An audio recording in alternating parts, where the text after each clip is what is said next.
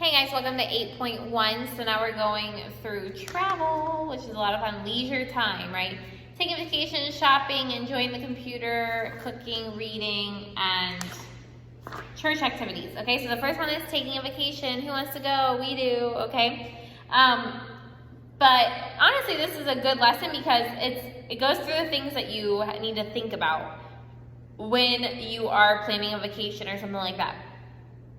And some good tips. But honestly, I'm only going to do model problem number 2 with you guys because model problem number 1 is a piece of cake. Model problem number 3, and number 4 are literally just following formulas. So make sure you look over those before you get into the lesson so you know what formulas you're going to need for this lesson. But look what it says. Start on the second paragraph. As you plan for your trip, you must decide on transportation. So you may fly to one place and then rent a car to another place. So there's going to be more than one mode of transportation. First a plane, then rent a car, maybe boat, cruise ship, right? After cruise ship, you need to rent a car or different stuff like that. Next, you decide where you will stay. So you've got travel, then you have the hotel. Each night of the trip, because what if it's different places? You have to call different hotels, make reservations. Or go to a campsite or different things like that. So look at the 4th paragraph. Don't forget to plan your meals. Traveling makes you hungry and new places have tempting food. Okay, so you can't just say like, oh, we won't spend a lot of money on food. Well, you might want to in like a certain restaurant you've always wanted to go to, certain food you always want to try. In fact, one of the best parts of vacation is sampling the local food specialties. To save money, you may want to eat breakfast and dinner at a local restaurant and grab fruit and yogurt for lunch at a grocery store. Okay, so do breakfast because it's fancy, do dinner, but in the middle of the day, just grab something quick that's cheap so you don't have to pay like big money for breakfast, lunch, and dinner.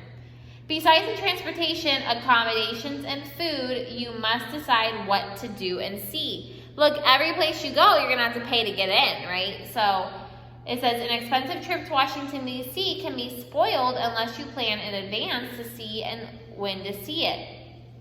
Because it's true, look what it says. A lot of places in D.C., you need to call and get tickets. Planning ahead makes your trips rewarding and enjoyable. So it's always good to plan. I think one of the biggest things you're going to see in model problem number 1 is if I were going to a different country that I didn't know about and didn't know anybody there to help me, I would get what was called an all-inclusive trip. All-inclusive trip, okay? That means that when you pay for the package, and you can look online for these packages, like paquetes for collateral, right? It's a package for your trip.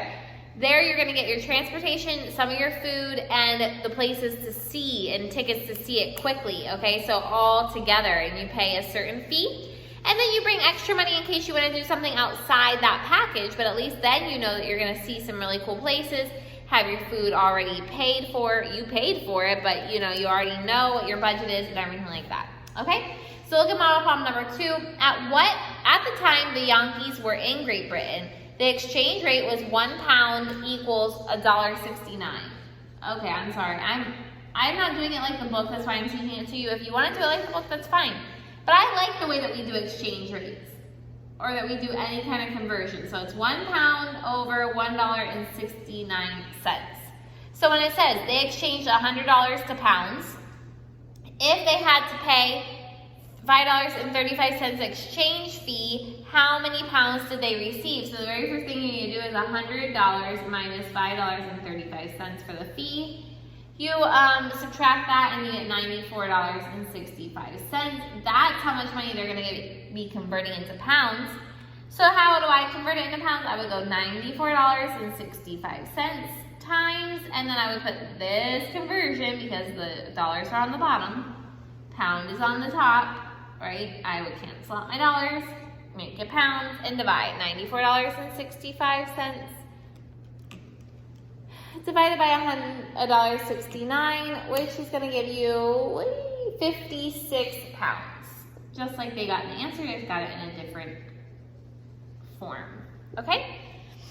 And that's the only model problem number you need to do. So to give you some answers to make sure you're doing it correctly, number 1's answer is 1,190.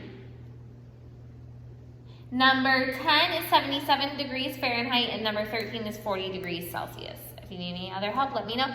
If you're watching this video and you haven't already checked your Chapter 7 review, not wise. You want to make sure that you at least check the review because you want to make sure that you understood the concepts from chapter 7, okay? And then the things that you're confused on, you can send it to me and I'll let you know if it's really just because of a vocabulary problem or you really need to stop and understand that concept again, and I can send you a video. Okay, thanks guys, bye.